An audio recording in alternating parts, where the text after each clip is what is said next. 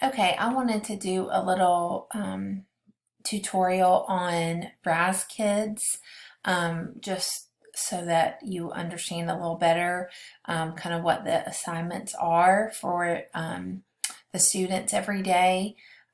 Basically, what I'm using Raz Kids for is for the students to be able to use this as their guided reading book. So what they were using, well, they were bringing home usually a new book every, depending, some every 2 days or so. This would be their guided reading book on their level. So I just kind of wanted to, when they get to this part, they don't have to spend, and use all the parts of reading A to Z or Raz Kids. But you can for sure, because there's lots of great resources.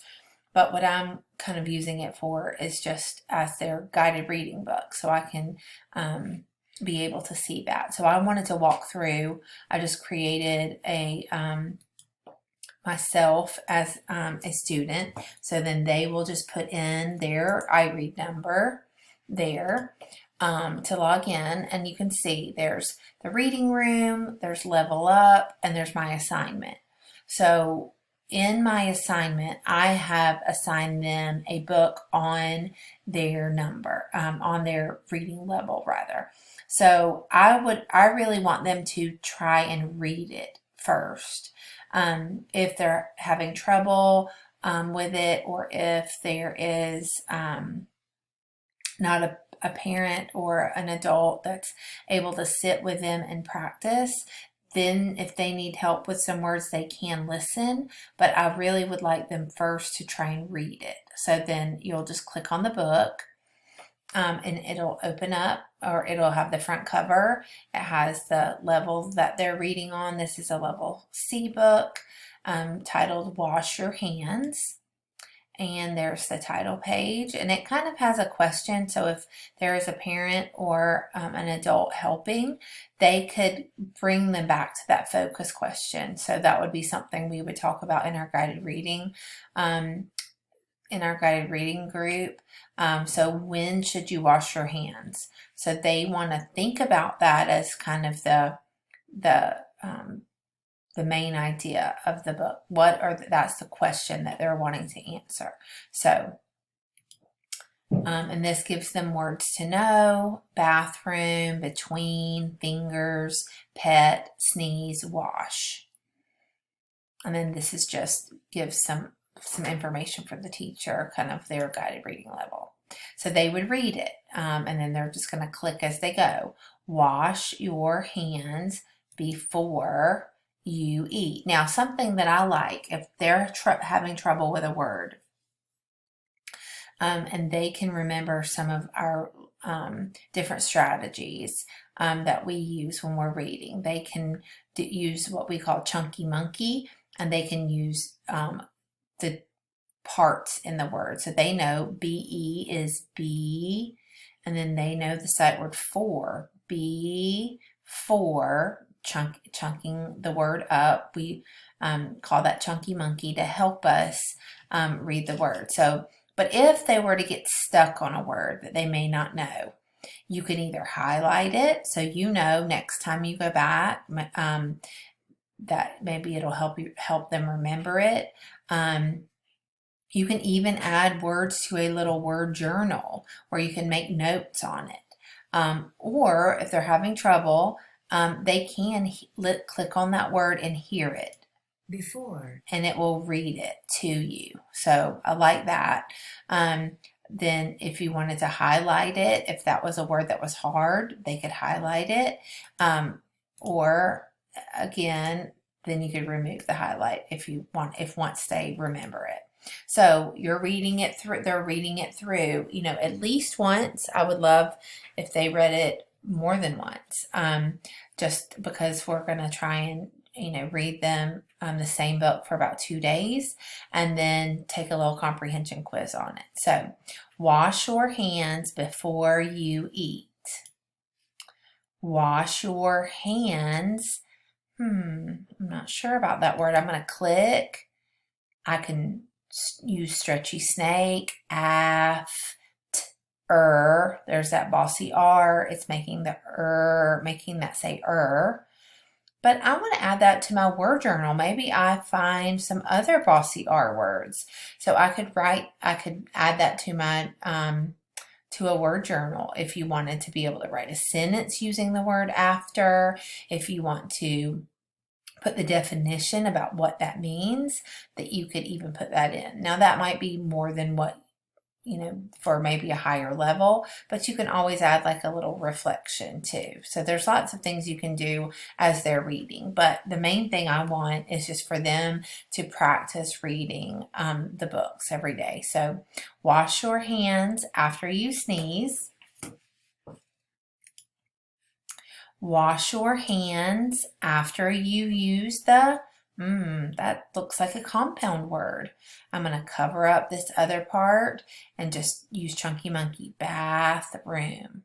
Now, something you can do up here at the top, if they want to record themselves reading the book, I can listen to them. So on that second day, after they've been able to maybe practice it through 2 times, reading it to an adult, then they can record themselves pressing that button, and then I'll be able to hear them reading. I can go back in and listen to them reading the book. So just keep clicking through. Wash your hands after you dig. So again, if I wanted to, I could click on this, and it's going to, the red button is record, and it's going to want me to allow. So now I know it's working because it's doing this. So they could read, wash your hands after you dig, and they then they can pause it, they can start it anew, or they can listen back to themselves read. So I love using that strategy when they're starting to read more smoothly. So they're not really using their finger to point as much, and we're wanting to make our words smooth together. So wash your hands after you dig, instead of sounding like a robot. Wash your hands after you dig. Reading it smoothly. Wash your hands after you dig. So sometimes when they can hear themselves reading it back to themselves, then they can pick up on that, helping themselves be a little more smooth. So I really love that up there, the recording feature. So not only can I hear them read, but they can hear themselves read it back and practice. So there's drawing tools in here. So if they wanted to, let's see, if I go back to, for instance, that compound word. So if they wanted to draw and underline, bath is one word, and then, whoops, I think you can erase too. Undo. You could even make a line between to kind of help. It's kind of off a little bit, and then help use Chunky Monkey for bath and then room. So I like that. You can draw arrows or check marks, so as they read it and maybe there's a word they don't know, they could put a little question mark beside it. So maybe I don't know what that word is, so they could click and put a question mark there, and then once they can read with a parent or with another adult, they can come back there. So there's all kinds of, and then that just kind of does the undo if they made a mistake. There's the highlighter feature there too, or you can click on the word, and then there's also the pen. This is where if you wanted to make some notes, you could do that, and I can see those. And then again, their little journal, that if you wanted to make a reflection, you could do that. So wash your hands after you dig. Wash your hands after you paint. Wash your hands after you pet a dog. So again, it's going all back to that main idea, the question, when do we wash our hands? Wash your hands after you play. Wash front and back. Wash between your fingers too. I see an exclamation point. I know I'm going to read that with strong emotion, so I'm going to read it again. Wash between your fingers too. Now, on the back, there are some connections that they can make. So they can make a new page for this book. So if they were going to add on another page, draw a picture showing a time you should wash your hands. Complete the sentence, wash your hands, and then fill in the blank. So a different time or a different time that you would wash your hands other than what is in the book. Why is it important to wash your hands? Share your ideas. So you could record yourself sharing your ideas with me, or you could share your ideas with an adult that's there in the there with you. So then you'll click on done. Now when you do that, when you finish, you earned a reward. So you can say next. Now this question mark is the comprehension quiz. So you can click there. Now it's going to, there's going to be a little comprehension quiz, so we know